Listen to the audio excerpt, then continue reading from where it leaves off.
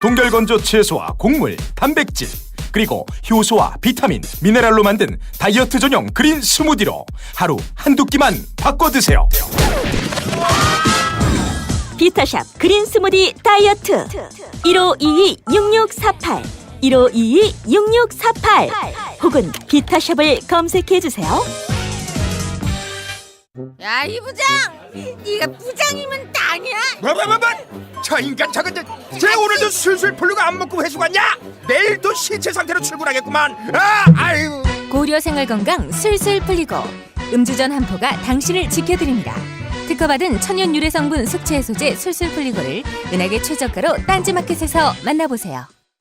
한글도 남보다 빨리 깨치고 참 똑똑했는데 갈수록 실력이 뒤처지는 것 같아 걱정이에요. 혹시 초등학교 교과서 본 적 있어요? 어려운 어휘가 너무 많아요. 학교에서는 어휘 개념을 하나하나 설명해 줄 시간이 정말 부족하잖아요. 그럼 어떡하죠? 내 아이의 어휘만큼은 내가 책임져야죠. 어휘 공부의 정성. 초등어휘 3천, 초등어휘 5천. 검색창에 초등어휘 3천을 쳐보세요.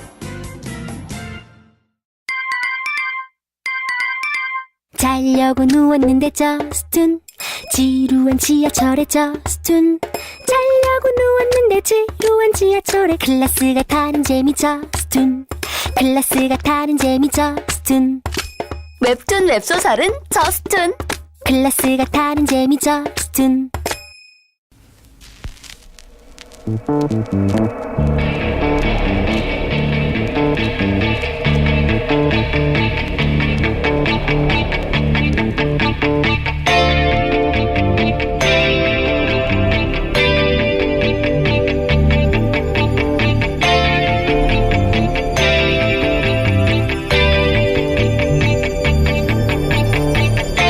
안녕하세요, 김호준입니다. 북한이 또 ICBM급 미사일을 발사했습니다. 문재인 정부는 사드 임시 배치와 환경 영향 평가 유지, 투트랙 대응을 했고 보수 진영은 언제나처럼 반응을 했습니다. 강력 규탄, 사드 즉시 배치, 한미 공조 강화. ICBM 사드로 못 막습니다. 미국에 떨어진 ICBM을 한국에 배치한 사드로 어떻게 막나요? 그리고 한미 공조는 왜 사드로만 해야 합니까? 여태 우리가 미국서 사들인 무기들은 다 뭔가요? 지난 10년간 36조어치 미국 무기를 사줬고 박근혜 정부 시절에는 전 세계 미국 무기 수입 1위국도 했죠. 그리고 우리가 북한 간 미사일 전력차가 이렇게까지 벌어지면 우리 미사일 전력을 끌어올릴 생각부터 해야 하는 거 아닌가요? 미국이 우리 미사일 사거리를 180km로 제한한 1990년 당시 이미 북한 노동미사일의 사거리는 1000km가 넘었습니다. 북한은 1998년 대포동으로 2000km, 이제는 10,000km가 넘는 사거리를 확보하는 동안 미국은 우리를 겨우 800km에 묶어뒀죠. 미국이 우리 미사일 사거리를 제한하면서 내건 명분이 중국을 자극하기 때문이라고 했었습니다. 그런 미국이 자기들은 중국을 자극하는 정도가 아니라 결사 반대하는 사드를 한국 땅에 들이고 있죠. 그로 인한 경제적 피해는 우리가 고스란히 입는데 그렇다고 미국이 우리 수출품 뭐라도 하나 더 사주나요? 사드를 받아들일 수밖에 없는 정치적 전략적 이유가 있다면 그건 따져보는데, 그런데 북한 미사일 이야기만 나오면 무슨 무기 하나로 북핵이 다 해결될 것처럼, 무기 하나에 한미 공조가 다 걸린 것처럼 호들갑 떠는 거는 이제 그만 좀 합시다. 이러니까 호구 소리 듣는 거 아닙니까? 김어준 생각이었습니다.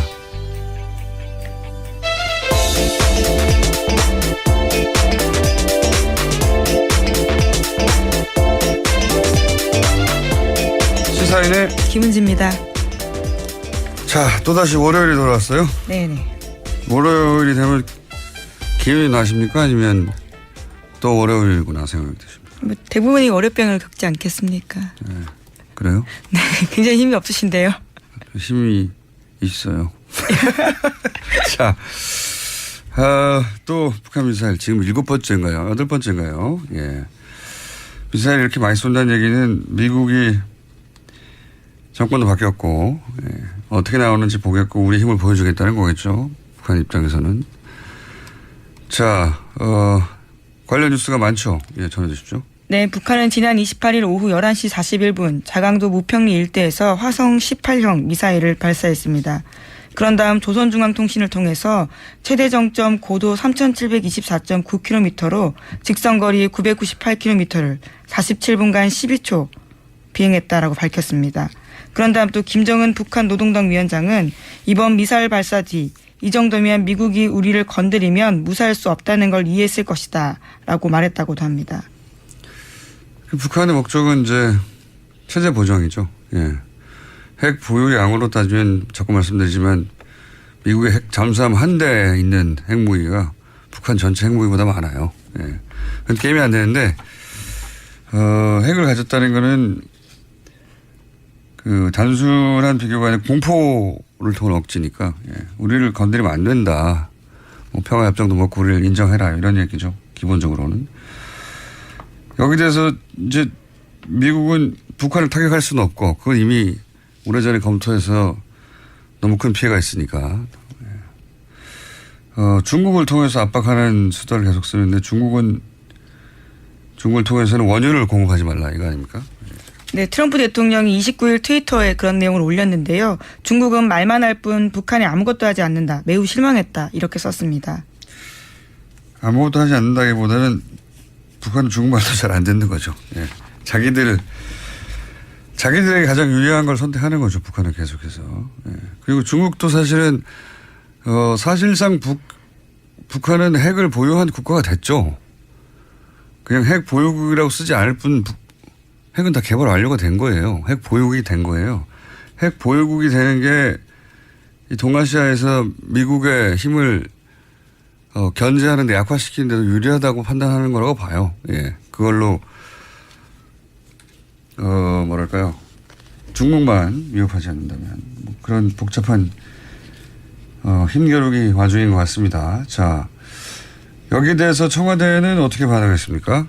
네, 북한이 미사일 도발을 한 지 1시간여 지난 뒤에 바로 문재인 대통령이 국가안전보장회의 그러니까 NSC 전체회의 긴급 소집했습니다. 그런 다음 청와대 고위관계자 반응이 나왔는데요. 북한의 도발을 참을 수 있는 한계선인 레드라인의 임계치에 온 것 같다라는 겁니다. 또 문재인 대통령은 NSC에서 사드 발사대 4기의 임시 배치를 지시했습니다. 환경영향 평가는 뭐 그대로 하겠다는. 예. 원래는 환경영향 평가를 하고 나서 최종 결정을 하겠다였는데 최종 결정을 하겠다는 건 뭐 유지하는데 일단 나머지 4기는 임시 배치를 해두겠다 뭐 이런 얘기죠. 예. 북한이 여기에 대해서 두려워할 리가 있나요? 그런데 할 수 있는 게 없는 거예요. 예. 남한의 미사일 능력이라는 게 북한에 비하면 상대가 안 되기 때문에 우리 기술력이 떨어져서 그런 게 아니란 말이죠. 그 얘기는 저는 미사일 얘기만 나오면 특히 보수 진영에서는 그럼 우리 미사일 능력도 올리자 이 얘기를 나와야 되거든요. 이 얘기가 안 나와요. 오히려 이 미사일 지침 개정 관련된 거는 김대중 정부 때 한번 바꿨고 그다음에 그 얘기 나왔죠. 이 뉴스를 먼저 보고 갈까요? 네, 그래서 문재인 대통령이 이번에 또 그 내용도 이야기했는데요. 한미 정상회담에서 논의했던 한미 미사일 지침 개정 협상을 즉시 개시할 수 있도록 협의하라고 지시했다고 합니다. 이에 정의용 안보실장이 29일 새벽에 허버트 맥마스터 미 국가안보보좌관에게 협상 개시를 공식적으로 제안했습니다. 미국 역시 동의한다는 입장을 밝혔다라는 건데요. 현재는 사거리 800km, 탄도 중량 500kg으로 제한돼 있습니다. 이게 1979년인가 그때 무슨 협정도 아니고 조약도 아니고 무슨 계약도 아니고 지침이란 말로 지침은 위에 사람이 아래 사람한테 내리는 거 아닙니까? 미국이 우리한테 지침을 줬어요. 지침 가이드라인. 저는 용어부터 기분이 나쁜데 어쨌든 한국 미사일은 180km 이내로 해라. 180km면요. 서울에서 평양도 안 돼요. 예. 그거밖에 못하게 했어요. 그리고 나서는 이제 90년대에 협정을 따로 맺었죠. 예. 그 지침만으로 부족하다. 그래서 협정을 따로 맺었는데 그때 이미 북한은 1300km 대 미사일을 가지고 있었어요. 그 노동 미사일. 180km 대 1300km. 예. 그리고 90년대 이미 2500여 600 정도 대포동 한참 이름을 날렸죠. 대포동의 이름 때문에.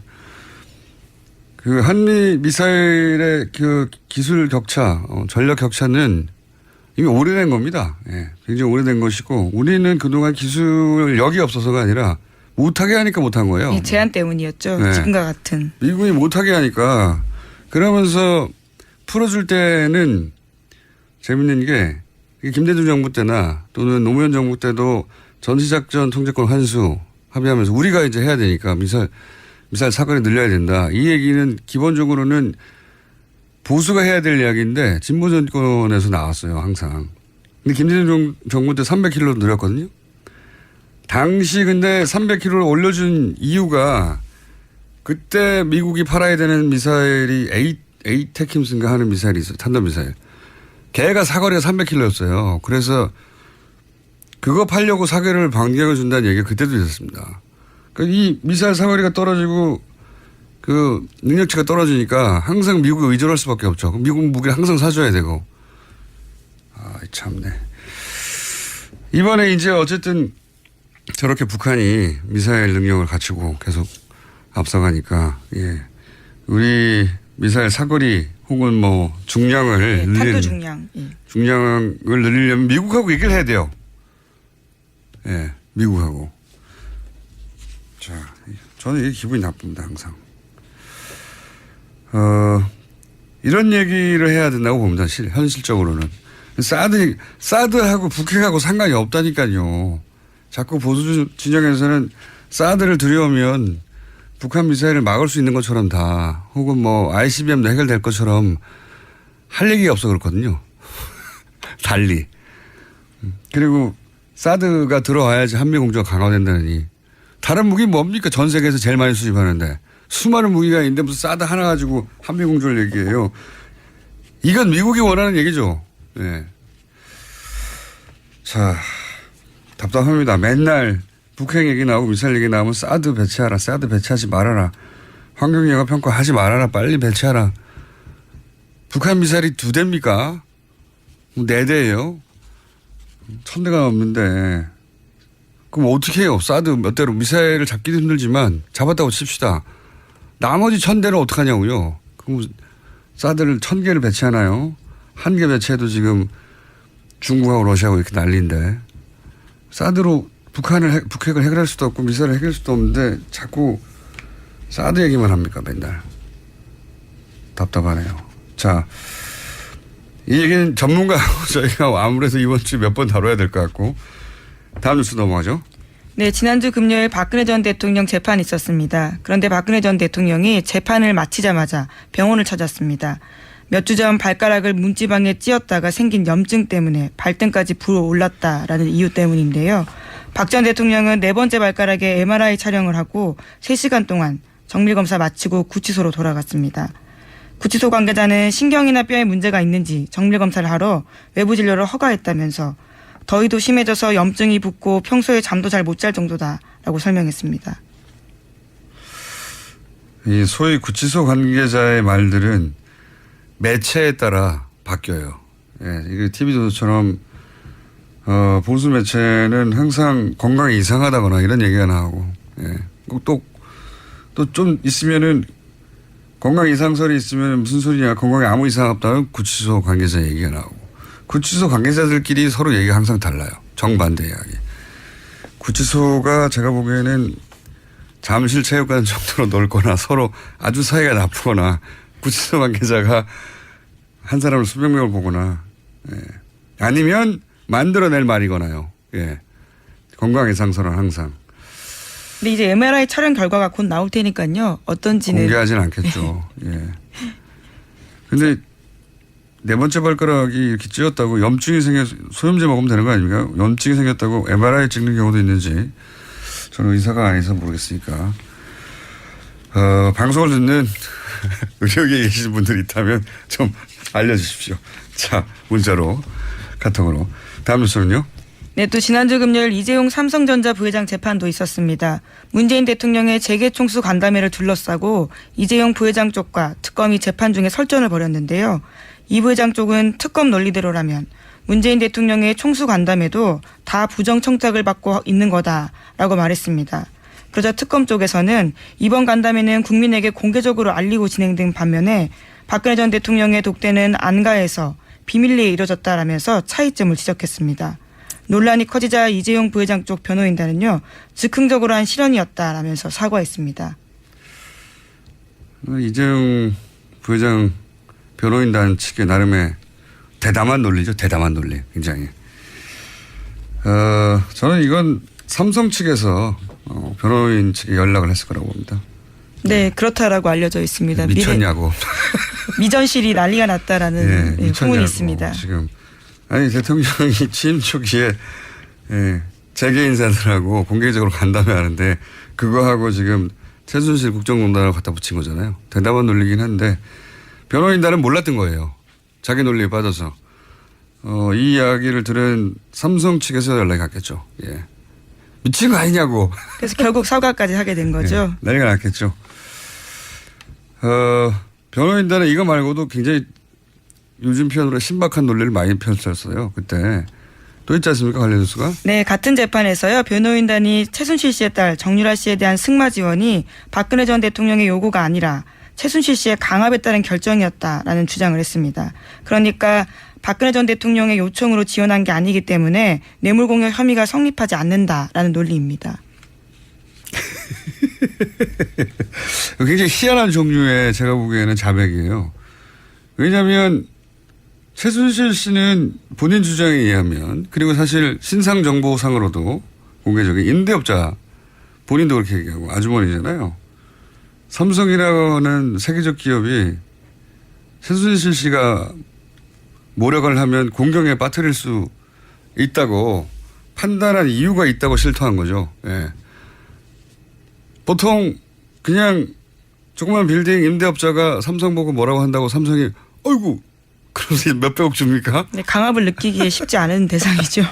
쉽지 않은 게 아니라 네 박살을 내죠. 근데 최순실에게는 박근혜라는 백이 있다는 걸 삼성이 알고 있었다는 자백이기도 한 거고 최순실이 무서워서가 아니라 박근혜 백 때문에 정유라를 지원했다는 걸 굉장히 희한한 방식으로 자백한 거예요. 네. 박근혜 대통령과의 거래가 있어서 그 결과로 이 돈이 왔다 갔다 했다면 뇌물죄가 되니까 최순실 씨의 강요에 의해서 했다는 거 아닙니까? 최순실 씨의 강요. 갑자기 나온 논리죠. 네. 네. 굉장히 재밌습니다. 네. 이재용 부회장의 변호인단이 워낙 불리한 상황이다 보니 논리를 만들어내는 것도 참 재밌네요. 최순실 씨의 강요가 왜 무서운지를 그럼 말해야 되죠. 네. 재밌는 논리였습니다. 자, 다음 뉴스는요? 네, 김기춘 전 대통령 비서실장은 선고 바로 다음 날인 지난 28일에 법원에 항소장 제출했습니다. 블랙리스트 지시 혐의를 인정할 수 없다라는 주장을 펼치고 있는데요.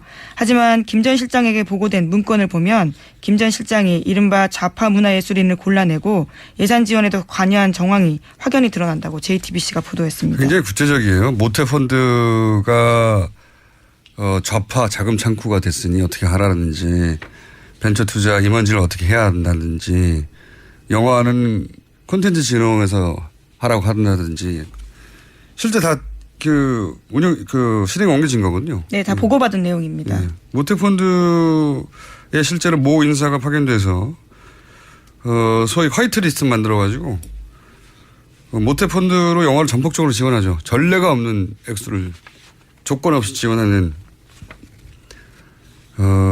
실제로 실행에 옮겨진 사안이고 항소해도 제가 보기엔 형량은 모르겠습니다만 무혐의가 나오기는 불가능할 것 같다. 지나치게 구체적입니다. 다만 이제 조윤선 전 장관에 대해서는 말들이 많죠.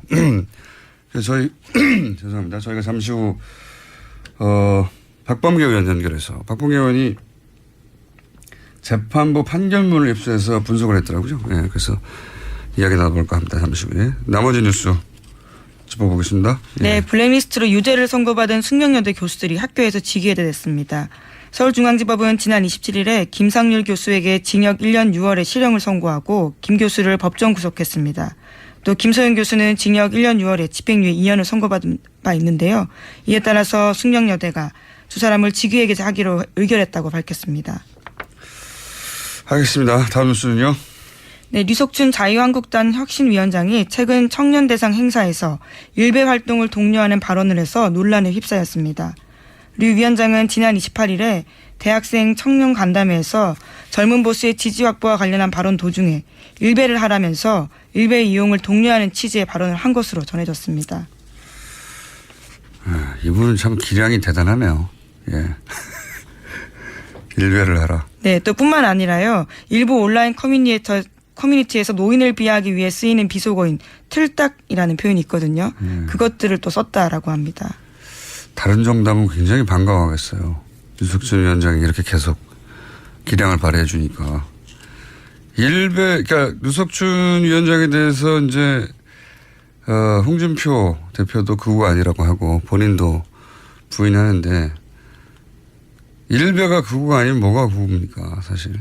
일베의 모델은 제트케라고 아시는지 모르겠는데 예, 일본의 제일 특권을 용납하지 않는 시민이든가 뭐 이런 말도 안 되는 모임이 있어요. 그러니까 제일교포. 네, 혐한 단체죠. 예, 제일교포라고 하는 적을 하나 설정하고 실제로는 극우 활동을 하는 거죠. 제트케의 뭡니까 캐치프레이즈 혹은 뭐 이념. 이념이라기보다는 주장하는 내용이 이런 거예요. 애국, 예. 반여성, 반진보 똑같아요. 일베하고. 예.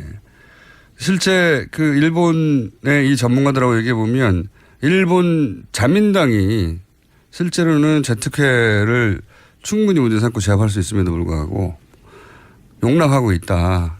그런 정서가 있다. 그런 정황도 있고 라고 하거든요. 일베가 제트케를 모델로 한 거다. 라고 저는 봅니다. 똑같아요. 거의 완전히 실제. 그리고 일베 하는 분들이 박근혜 정권 초기에 국정원에 가서 강연 듣고 뭐 이런 네, 행사도 그렇죠. 있었죠. 속칭 시계도 얻어왔었고요. 예. 말이 안 되는 거죠. 예. 국가정보기관이 대놓고 이런 제트케를 모델로 하는 매우 의심스러운 커뮤니티를 불러서 관계를 맺고 어쨌든 그런 일베를 하라고 그러면서 일베에서 사용되는 용어들도 사용하는 거 아닙니까? 자주 본다는 얘기죠. 예. 네, 굉장히 노인층을 비하하는 말이기 때문에 쉽게 쓸 수 없는 말인데요. 정치인으로서는 참 정치인은 그렇네요. 아니지만 예. 본인이 학자인데 예. 근데 혁신위원장이기 때문에요. 가지는 자리의 무게감이 분명히 있습니다. 하도 유저라고 봐야죠. 이런 용어를 다 안다는 건 본인 스스로 대단합니다. 이분의 활약상이 일베를 하라고.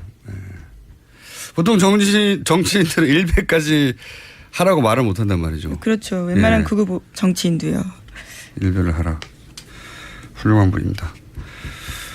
자, 시간이 거의 다 됐기 때문에 제목 한두 개 정도 네. 정리해 주세요. 예. 대한민국 어버이연합 사무실 이전하는 활동하고 있다고 합니다. 어제 경향신문 기자들이 가서 만났는데요. 이사 준비가 한창이었습니다.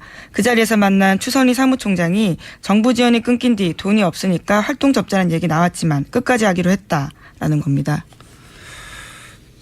참 재밌는 게 원래 지난 보수 정권 때는 이 어버이연합에 대해서 정부 지원 받는 거 아니냐 라고 공세를 취하면 항상 하는 말이 무슨 소리냐 우리는 정부 지원 안 받는다 우리는 돈 객출해가지고 하는 그렇죠. 거라면서 막 통장 뿌리고 그런 보도하는 언론사 앞에 가서 막 항의하고 막 난리가 났었거든요. 우린 돈 한 푼도 안 받는다고. 지금 이제 정부 지원이 끊긴 뒤 돈이 없으니까 활동을 접자 이런 얘기를 스스로 하고 있습니다. 예. 그러니까 또 소속돼 있는 어르신들이 무슨 소리냐 10년간 해왔는데 계속 해야 된다 뭐 이런 이야기를 본인들끼리 하고 있다는 거죠. 네, 그래서 사무실을 좀 옮겨서 하기로 했다라는 게 추선희 사무총장의 설명입니다. 어버이연합의 탄생 즈음부터 지켜본 저로서는 본인들이 이렇게 스스로 정부 지원이 끊겨서 활동을 못한다고 말하는 걸 처음 보고 처음에 이제 다음에 카페로 시작했거든요. 예. 물론 뭐 다음 카페는 껍데기고 실제로는 처음부터 정부 사이드에서 그 정부 누군지는 모르겠으나 누군지는 알 것도 같습니다만 거기서 만들어냈다라고 하는 얘기인데 초반 한 1년 반 2년은 카페 오프라인에 모인 사람이 100명이면 최소한 카페 100명을 활동해야 되잖아요. 그렇죠. 카페 오프라인에 100명, 200명이 모이는데 카페에는 회원이 10명이고 막 그랬어요. 처음에는. 처음부터 저는 맨 처음부터 봤기 때문에 처음부터 거기서 모아서 자발적으로 생긴 게 아니었어요. 도대체 저 사람들은 어디서 왔을까? 카페에는 사람들이 없는데 글 쓰는 사람이 1명, 2명 뭐 조회수 5 뭐 이랬거든요. 네, 어버이연합 같은 경우에도 관제 데모 지시한 의혹받고요. 검찰에 고발된 상태입니다. 그런데 아직까지 사법 처리 방향 나오지 않고 있다고 합니다. 알겠습니다. 지금 30초 정도 더 있다고 하네요. 아마 박봉계 의원이 연결이 금방 안 되나 봅니다. 하나 정도 더 하죠. 예. 네, 백악관에서 미국 백악관에서요. 연결됐다고 하는데 그냥 하죠. 예. 예, 미국 백악관에서 권력 투쟁이 한참이라고 합니다. 그래서 프리버스 비서실장이 경질됐다라는 소식이 있습니다. 아, 이거요. 예, 우리나라로 치면 비서실장하고 청와대 홍보수석하고 싸운 거죠. 예. 예, 심지어 트럼프가 파리 잡으라는 호출까지 했다라는 비서실장의 폭로까지 있었습니다. 예, 비서실장 보고 자기 방에 와서 파리 좀 잡아라. 파리 다닌다고. 그 사람이 잘린 거고 홍보수석에 해당되는 사람이 딸의 측근으로 알려져 있고 정말 가관입니다. 비서실장을 비행기 같이 타고 가다가 그 안에서 잘랐죠. 그렇죠. 거기다가 또 잘렸다라는 이야기를 트위터에다가 올린 겁니다. 정말 장난 아니에요. 미국 소식은 이번 주에 한번 저희가 전문가 모시고 종합해 보겠습니다. 여기 난리 났거든요. 예. 지난주 한 주가 워싱턴에서 이렇게 말이 안 되는 사건이 많이 벌어지는 일이 없다라고 미국 언론들이 할 만큼 난리가 났었습니다. 여기 한번 짚어보겠습니다. 여기까지 하겠습니다. 시사인의 김은지였습니다. 감사합니다. 골반 잡자 바로 잡자 바디로직 허리 통증 바로 잡자 바디로직 2017년 쿨 썸머 바디로직 라이트 출시. 통기성이 좋아 땀 걱정 없이 한여름에도 쾌적하게. 입은 듯 안 입은 듯 가벼움의 신축성은 그대로. 자세가 좋아지는 골반 교정 타이즈 바디로직 검색창에 골반 교정 바디로직 라이트. 아무도 묻지도 따지지도 않고 가입하셨다고요? 보험은 너무 어려워요. 걱정 마십시오. 마이보험 체크가 도와드립니다. 1800-7917 마이보험 체크로 지금 전화 주세요. 1800-7917 이미 가입한 보험이나 신규 보험도 가장 좋은 조건을 체크해서 찾아드립니다. 인터넷 한글 주소 마이보험.com 또는 카카오톡에서 아이디 검색 마이보험을 친구 추가하여 상담하실 수 있습니다. 모닝똥? 제겐 사치였죠. 내가 토끼인지 토끼똥이 나인지. 내가 변을 본 것인지 변을 당한 것인지 나는 바나나이고 싶다. 간혹 구렁이이고도 싶다. 미궁 대장사랑 빅똥의 추억 미궁 대장사랑이 찾아드립니다. 혈중 콜레스테롤 개선과 배변 활동에 도움을 주는 건강기능식품입니다. 검색창에 미궁 대장사랑. 미궁 장사랑 이름 바꿨어요. 프로바이오틱스 12종 추가. 미궁 대장사랑.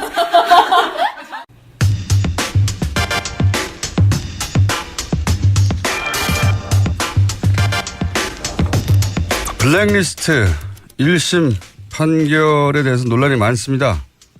네, 더불어민주당 법범계 최고위원 연결해서 이 판결문 좀 자세히 분석해 보겠습니다. 안녕하십니까? 네, 반갑습니다. 네, 판사 출신이시니까 더더욱 관심이 많으셨을 것 같은데 이 판결문이 이상하다고 말씀하셨는데 이게 어떻게 이상합니까? 전문가로 볼 때? 네, 판결문을 좀 입수를 해서 정독을 좀 해보니까요. 예. 일단 그 이번 판결의 그 기초가 되는 헌법적 원리에 대해서 재판부가 좀 외면한 측면이 있고, 예를 들어서 뭐 헌법에는 우리나라를 문화국가 원리로 표방하고 있습니다.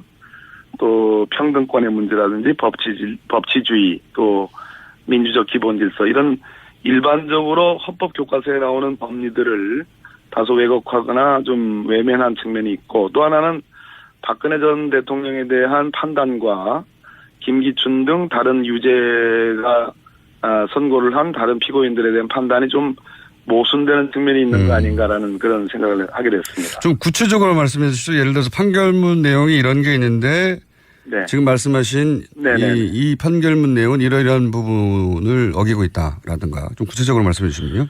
네, 박근혜 전 대통령을 피고인으로 이제 재판한 재판부는 아닙니다. 이 재판부. 네, 그렇죠. 이제 물론 공소장에는 이제 공범 관계가 있다고 이제 명시돼 있지만 굳이 판단을 했습니다. 이 재판부에서. 네. 그래서 면죄부를 준 판결을 했는데요. 제가 정말 뜨악한 측면은 박근혜 대통령이 보수의 지지를 받아서 대통령이 된 네. 그런 취지를 이제 설명하면서 네. 문화예술계 지원 사업과 관련하여 좌파 지원 축소와 우파 지원 확대를 표방한 것 자체가 헌법이나 법령에 위반된다고 볼 수 없다. 이렇게 단적으로 써놨습니다. 아하. 그러니까 헌법은 우리 헌법은 좌파니 우파니 진보니 보수니 그것이 실적법에 위반되는 것만 아니면 그거를 이유로 무슨 차별을 하라고 돼 있지 않습니다. 그렇죠. 그렇죠. 당연히. 민주적 기본 질서나 문화국가 원리가 그렇거든요. 네. 진보적 예술인이라고 그래서 차별해서는 안 되는 거죠. 그러니까 지금 판결문의 기본 논조가 제가 잘 이해했는지 봐주십시오. 예. 기본 논조가 원래 헌법은 좌든 우든 기본적으로 진보든 보수든. 네, 진보든 보수든 그 불법이 아닌 한 정책적으로 차별해서는 안 되는 것이 헌법적 정신인데 그렇습니다. 이 판결문은 보수의 지지를 받아 탄생한 대통령이 보수를 더 많이 지원하고 진보 진영 쪽을 배제하는 것이 문제가 아니라고 판단한 거라는 거죠. 그렇습니다. 명시적으로 헌법이나 법령에 위반된다고 볼 수 없다 이렇게 해놨습니다. 그래놓고 정작 김기춘 등의 유죄가 선고된 그 사람들에 대해서는 또 이렇게 했습니다. 예를 들어서 여러 부분인데 그중에 예술이 책임 심의위원 선정 부분이나 또 문예기금 지원 부분, 또 영화제, 영화관에 대한 지원 부분 이렇게 이런 부분들이 있거든요. 이런 부분에 대해서는 단지 좌파 또는 정부를 반대한다는 이유로 특정인을 사업에서 지시하는 것은 이제 위법하다 이런 취지로 또 해놨습니다. 서로 충돌하네요. 앞뒤가 안 맞잖아요. 그렇군요. 그러면은 예를 들어서 그렇게 그 보수를 밀어주고 진보를 억압한 것이 문제가 아니라 그 과정에서 위법한 방식을 사용했다. 이게 문제라고 생각한 겁니까? 이 판사님은? 그러니까 지금 이제 크게 이 문화예술계 지원 배제 부분은 네 대목이 있는데요. 네. 하나는 이제 아까 제가 말씀드린 세 부분 예술위의 책임 심의위원 선정에서 차별을 합니다. 또 한 부분이 있고 문예기금 지원에서 차별하는 부분이 있고 영화제 지원 또는 영화관 지원에 차별하는 부분이 있고 세종도서 선정과 관련된 차별 이 네 가지 부분이 있는데 세종도서 선정 부분은 철저하게 절차 위반 측면을 부각시키고요. 나머지 세 부분은 아까 박근혜 전 대통령에 대한 판단과 다르게 좌파라는 이유로 또는 정부를 반대한다는 이유로 차별했기 때문에 위법하다. 앞뒤가 분명히 안 맞네요. 자체적으로도 조금 모순되는 측면이 있고 박근혜 전 대통령의 썼던 논리하고도 좀 배치되는 그래서 좀 판결이 좀 우왕좌왕하는 거 아닌가 좀 대단히 미안한 말씀입니다만은 그런 측면을 말씀드리는 겁니다. 네, 알겠습니다. 그 대목은 이해했고요. 굳이 박근혜 전 대통령이 공범이 안 된다고 법원이 판단한 부분에 대해서 지적하셨지 않습니까? 네. 이 재판에서는 사실 박근혜 전 대통령을 피의자로 판단하는 게 아닌데도 불구하고 박근혜 대통령 공범이 안 된다는 표현이 판결문에 나오는 거죠, 아예? 그렇습니다. 제가 보기에는 명백하게 무죄라는 그런 취지로 확실하게 써놨습니다. 이런 경우도 있긴 있습니까? 물론 이제 그 소위 이제 공소장의 공범으로 열거가 돼 있지만 당해 재판부의 당해 피고인은 아니에요. 다른 네. 재판부에 지금 재판이 진행 중에 있지 않습니까? 그러니까요. 그런 측면에서 뭐 공범 여부를 뭐 판단하지 않는다. 왜냐하면 다른 재판부에서 지금 재판하고 있으니까. 그러니까요. 그렇게 하는 것이 대체로 일반적이지 않을까 하는 모르겠습니다. 제가 현직에 있을 때하고 시간이 많이 흘렀으니까 요즘에 관행이 달라졌는지는 모르겠으나 굳이 뭐 몇 장을 들여서 열거를 판단을 해놨는데 그 판단을 해놓은 근거도 네. 제가 보기에는 맞지 않다. 심지어 박근혜 전 대통령이 대수비라고 있지 않습니까? 네. 그 대통령 수석비서관 회의가 네네. 소위 박근혜 대통령 시절에서 불렸던 그 약칭인데요. 대수비에서 그 문화예술계 지원 배제 지시를 하는 것도 인정을 합니다. 이 재판부는. 그리고 그것과 관련된 보고를 받은 것도 인정을 합니다. 지시에 보고 받은 거를 다 네. 인정을 하는데 공범이 안 된다고. 아까 말씀드렸듯이 보수주의를 표방했고 그런 지지를 받아서 대통령이 된 사람이 좌파는 좀 제약하고 우파는 지원하는 이런 것은 헌법과 법령에 위반되지 않는다라고 저는 깜짝 놀랐습니다. 정말 앞뒤가 안 맞네요. 예. 네. 상식적인 수준에서도. 그리고 또 이상한 점도 그 박근혜 전 대통령을 언급한 부분 그렇게 길게 언급했다면 지금 말씀하신 논리적으로 정합이 되지 않는다는 말씀 말고 또 다른 이상한 점도 있습니까? 그렇습니다. 그 다른 피고인들 예를 들어서 김기춘이나 조윤선 또 김종덕, 김상률 이런 사람들은 언제부터 언제까지 장관, 뭐 비서실장 또는 수석으로 근무한 사람으로서 이렇게 해가지고 명확하게 그 신분의 변화를 설명을 해놨습니다. 그런데 박근혜 전 대통령에 대해서는 대한민국 18대 대통령으로서 국가 원수 또 정부의 수반으로서 중앙행정기관의 장을 지휘 감독한 사람이라고 해놓고 가로치고 이하 대통령이라 칭한다 해놓고 대통령이라는 표현이 써 있습니다. 무슨 얘기냐면 지난 헌법과 법률에 의해서 헌법재판소에서 소추돼서 탄핵 심판 파면된 그런 신분적 요소는 단 한마디 언급이 없다. 놀랍지 않습니까? 그러니까 개인적으로 박근혜 전 대통령에 대한 어떤 존경심이 강한 판사분이 아닐까 하는 생각도. 그렇게 말씀하실 줄 알았습니다. 그렇게까지 볼 것은 아닌데, 그러나, 아무리 법원과 헌법재판소가 다른 기관이라 하더라도, 법원이라는 것은 우리 헌법과 법률을 해석하는, 가장 중추적 기관인데, 예. 지난 역사적, 헌법적, 법률적 사실들을 단 한마디도 표기하지 않는다. 그렇군요. 이것은 이상하긴 이상합니다. 이상합니다. 예, 다른 사람들은 다 그렇게 표시가 됐는데, 네. 저한테 이런 얘기를 지적한 사람은 속상하다고 표현했습니다. 알겠습니다. 예. 판사님의 개인적인 정치적 성향이 어떤지는 여기서 따질 일이 아니니까. 그런데. 물론입니다. 예. 그런데 이 판결이 실제로 박근혜 전 대통령의 재판에 어떤 종류의 영향을 줄 수 있을까요? 다른 재판부가 무죄라고 판단한 한 것이? 예, 저도 역시 서울중앙지방법원에 저도 근무한 사람인데요. 예. 아주 다른 재판부가 아주 원칙과 자기 판단에 철저하지 않으면, 이웃 재판부가 한 재판에 다소 영향을 받습니다. 아, 그렇군요. 예, 그런 측면에서 우려할 대목이라 보고요. 서울중앙지법 이 판결이 나오자마자 또 법원은 부랴부랴 공보관을 통해서 또 해명도 하고 이거는 확실한 무죄, 면죄부를 준 판결이 아니다라고 또 뭐 이렇게 얼버무리는. 그것도 굉장히 이례적인 거 아닙니까? 굉장히 이례적입니다. 그러니까 재판부가 다른 본인이 재판하고 있지 않는 사람에 대해서 판결문을 그렇게 길게 쓴 것도 이례적이고 그리고 나서 이제 언론을 통해서 그러면 박근혜 대통령이 블랙리스트 사건에 대해서 무죄란 말이냐라고 이제 굉장히 큰 논란이 되자 법원에서 재판부가 낸 판결문에 대해서 그건 아니라고 또 말하는 것도 대단히 이례적인 거 아닙니까? 맞습니다. 이상한 사건이 벌어지긴 했습니다. 굉장히. 그런 사례가 있었나요?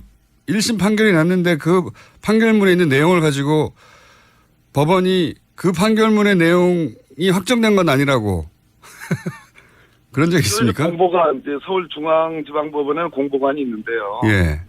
공보관들은 그 당의 재판부의 그 판결문에 대해서 좀 보충적으로 그치, 해설해 준 경우는 있지만 해설해 주거나 도와주는 측면에서 공보를 하지 서로 앞뒤가 안 맞는 전 제가 보기에는 그렇습니다. 대체로 지금 이런 비판은 있습니다. 서울중앙지법 형사재판부의 부장판사들이 양승태 대법원장 체제에서 다소 보수화된 거 아니냐라는 그런 어떤 뭐 민변을 포함해서 법조계의 그러한 어떤 비판적 시각은 쭉 있어 왔습니다만은 제가 보기에는 이 판결문은 여러 군데에서 납득이 되지 않은 측면이 있다. 논리적으로라도 일관돼야 되는데 논리적으로도 충돌하고 있다 이런 말씀을 하시는 거고. 맞습니다. 그 지적도. 예. 또 한 가지 제가 이상하다고 생각한 부분은 김종덕 전 장관에 대해서는 부당한 지시를 했음에도 네. 부당한 줄 알면서도 따랐기 때문에 이제 유죄를 선고한 거 아닙니까? 요약하자면? 그렇습니다. 예. 예. 그러면 장관한테 지시할 사람은 대통령인데요. 네. 그러면 대통령이 부당한 위법한 지시를 했으니까 이 논리대로라면 대통령도 당연히 책임이 있어야 되는 것 같은데 그 논리 안에서는 네. 그렇지 않습니까? 바로 맞습니다. 그러니까 잘했다고 해주십시오. 네, 역시 그러다 보니까 김기춘 비서실장을 수개로 본 겁니다. 좀 표현해. 그렇군요. 네, 두목으로 본 겁니다. 박근혜 전 대통령을 빼버리고. 아까 제가 말씀드렸듯이 그럼에도 불구하고 이 판결문 자체 안에도 예. 박근혜 전 대통령이 청와대 그 수석비서관에 의해서 이 문화예술계 배제 지원에 관한 지시를 한 것도 인정하고 그와 관련된 관계자들의 보고를 받은 것도 인정을 합니다.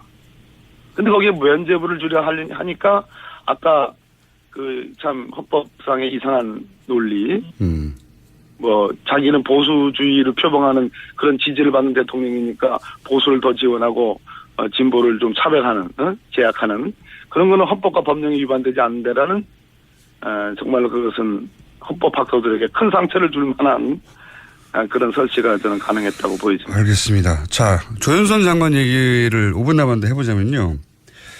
조윤선 장관의 경우는 뭐라 그럽니까? 너무 이상한 것이 본인 전임 수석, 본인 전임 장관, 그 당시 자기 부하 직원인 비서관, 그리고 부하 직원인 차관 다 유죄예요. 예, 맞습니다. 어떻게 본인만 쏙 빠져나왔는지 너무 이상하거든요. 그 자체로도. 네. 이 조윤선 장관의 무죄에 대해서는 어떻게 판단하십니까? 일단은 제가 보기에는 심리가 충분하지 않은 느낌이 듭니다. 그러니까 대체로 다른 유죄 피고인들에 대해서는 뭐 철저하게 심리를 했지만 네. 일단 제가 한 가지 더 말씀 좀 드릴 게 있는데요. 그 김기춘 전 비서실장에 대한 징역 3년에 대해서도 비판이 많지 않습니까? 네네. 근데 그 부분의 양형 이유, 즉 형량을 그렇게 적게 준 이유를 판결문에 써놨는데요. 예. 그러니까 보수주의를 표방한 대통령을 보좌하는 정무직 공무원들로 문화예술계가 지나치게 좌편향되어 있다는 인식에 따라 이를 단기간에 바로잡겠다는 의혹이 지나쳐 범행에 이른 것으로 보인다. 의혹이 지나치지만 않았으면 괜찮다는 얘기네요. 예. 그러니까 이는 특정 개인 등의 사익 추구를 목적으로 국가 권력을 남용하는 다른 국정농단 범행과는 성격이 분명히 다른 것이어서 이를 양형에 참작할 필요가 있다. 아하, 그렇군요. 바로 이 대목에서 이 재판부의 성격이 드러나는 건데요. 즉 민주적 기본 질서를 침해하는 이 블랙리스트 사건에 대해서 다른 뭐 최순실의 사익 추구와 비교했을 때 현재 이거는 참작할 만하다 이런 취지거든요. 네. 바로 이런 인식의 토대가 저는 조윤선 정무수석의 무죄에 저는 바탕이 됐다고 보여집니다. 무슨 얘기냐면 정무수석실은 조윤선 수석 이전 박준호 수석이든 조윤선 수석이든 이 민간단체 보조금 TF를 만들었고 그 뒤에 지원 배제를 하는 대상자 명단을 관리하고 그것이 실제로 지원이 되는지 안 되는지를 계속 점검을 해왔습니다. 네. 그런데 유독 조윤선 수석에 관해서는 관계자들의 진술이 특검에서 진술과 법정에서 진술이 좀 바뀌긴 바뀝니다. 네네. 예, 바뀌긴 바뀌었으나 특검에서의 진술은 철저하게 배제하고 무시하고 예. 법정에서의 증언만 부각을 시켜서 그거를 믿은 겁니다. 그러니까 왜냐하면 조윤선 장관에게 불리한 증언들은 배척했다는 얘기네요. 이제 눈을 감고 배척했습니다. 왜냐하면 제가 특히 이해가 안 갔던 것이 전임 수석이 전화로도 만나서도 블랙리스트 설명했다. 전 장관에게. 전임 수석이 설명했다고 하는데 인수인계가 안 됐다고 말하는 게 그 법원에서 전 이해가 안 갔거든요. 바로 그겁니다. 신동철 비서관의 진술, 또 김상률 교문수석의 진술이나 증언 등등만 가지고도 제가 보기에는 이 재판부도 판결 후에는 그러한 사정을 알았을 것 같다라는 걸 인정하고 있습니다. 그런데 직접적으로 그거를 승인하거나 지시하지 않았다. 이렇게 판단한 건데요. 제가 보기에는 지금 문제가 되는 미필적 고의라는 것이 이제 전 국민이 다 아는 법률 용어가 된 거 아니겠습니까? 네네. 그랬을 때 미필적 고의라는 그런 법리는 그냥 눈을 감은 거 아닌가. 전혀 고려하지 않고 그냥 문제를 유독 드러내서 한 거 아닌가 하는 그런 비판은 면할 길 없다 이런 말씀드립니다. 재판부가 그 주도하지도 승인하지도 않았다는 걸 다 인정하더라도 사실은 미필적 고의라는 부분은 눈을 감았고 실제 승인하지 않았는지는 잘 모르겠습니다만 그걸 다 인정하더라도 본인은 사실은 그 임무가 수행되는 책임 부서와 부처의 장관과 수석을 했지 않습니까? 그렇습니다. 그리고 그 기간 중에도 계속 그런 일이 일어났고요. 네네. 그리고 블랙리스트가 있다는 것을 알았다는 것까지는 재판부가 확인했지 않습니까? 확인했습니다. 확인했습니다. 네. 그러면은 불법이 일어나는 거를 묵인 방조한 것도 있지 않습니까? 바로 이제 그 측면, 묵인 방조한 것이 제가 보기에는 미필적 고의로 모두 지금 다른 사람들에게 유지된 부분을 다 인정할 수 있는 부분이라는 얘기입니다. 또 하나는 위증만, 국회에서의 위증한 것을 가지고 지금 징역 1년에 집행유예 2년 한 거 아니겠어요? 네네. 근데 그것도 엄밀히 따지려면 만약 이 블랙리스트 문화예술계 지원 배제에 대해서 무죄라면 국회에서의 증언도 제가 보기에는 다소 위증 부분이 있다 하더라도 처벌 가치가 별로 없는 것입니다. 알겠습니다. 여기까지 오늘 다루고요. 여보세요? 네네네. 네, 오늘 말씀 감사합니다. 또 모시겠습니다. 예, 감사합니다. 박범계 최고위원이었습니다.